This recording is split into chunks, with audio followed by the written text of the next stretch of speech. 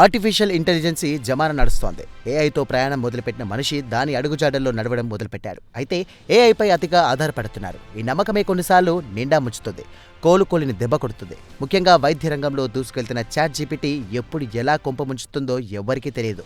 వైద్య నిపుణుల కంటే చాలా విషయంలో క్షణాల్లో సమస్యలు చెబుతున్న చాట్‌జీపీటీని గుడ్డిగా నమ్మడం కూడా ప్రాణాలపైకి తెచ్చుకోవడమే. ఇదే అమెరికాలో రుజువైంది. చాట్‌జీపీటీని ఫాలో అయిన ఓ వ్యక్తి ఇప్పుడు చావు బతుకుల మధ్య ఆసుపత్రిలో పోరాటం చేస్తున్నాడు. ఇంతకీ చాట్‌జీపీటీ అతని పాలిట శాపంగా ఎలా మారిందో తెలుసుకోవాలంటే లెట్స్ వాచ్.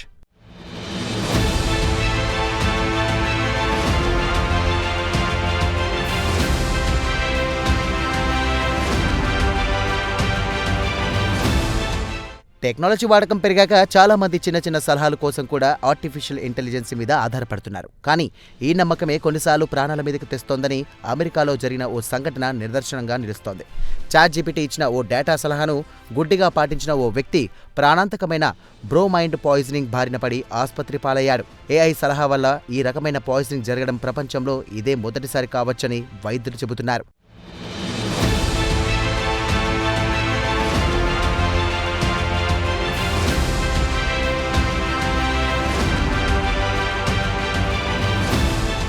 యూనివర్సిటీ ఆఫ్ వాషింగ్టన్కు చెందిన వైద్యులు ఈ వింత కేసు వివరాలను Annals of Internal Medicine Clinical Cases అనే జర్నల్లో ప్రచురించారు. ఓ వ్యక్తి తన ఆహారంలో ఉప్పుకు బదులుగా సురక్షితమైన ప్రత్యామ్నాయం కోసం చాట్‌జీపీటీని సలహా అడిగాడు. దానికి ఏఐ సోడియం బ్రోమైడ్ను సూచించింది. దానివల్ల కలిగే ప్రమాదాల గురించి ఎలాంటి హెచ్చరిక చేయకపోవడంతో ఆ వ్యక్తి 3 నెలల పాటు దాన్నే ఉప్పు బదులుగా తీసుకున్నాడు.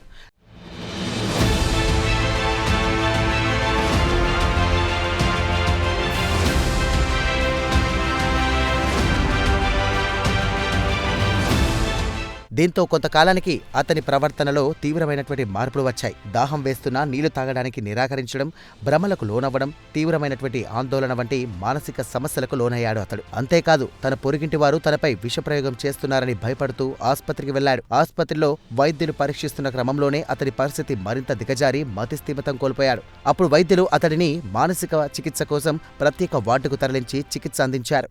అతనికి యాంటీసైకోటిక్ మందులు, ఫ్లూయిడ్స్ ఎక్కించడంతో క్రమంగా కోలుకున్నాడు. కాస్త నిలకడగా అయ్యాక అసలు విషయం వైద్యులకు చెప్పాడు. ఉప్పుకు బదులుగా ఏఐ చెప్పిన సలహా పాటించానని, అదే ఇంతటి ప్రమాదానికి కారణమని తెలియదని వాపోయాడు. సుమారు 3 వారాల చికిత్స తర్వాత ఆ వ్యక్తి పూర్తిగా కోలుకొని ఆరోగ్యంగా ఉన్నాడని వైద్యులు తెలియజేశారు.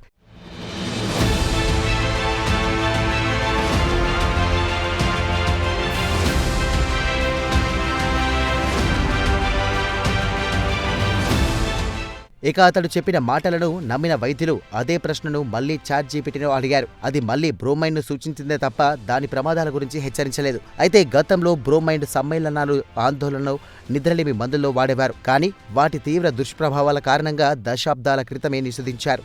ప్రస్తుతం పశువుల మందులు, కొన్ని పారిశ్రామిక ఉత్పత్తుల్లో మాత్రమే దీనిని వాడుతున్నారు.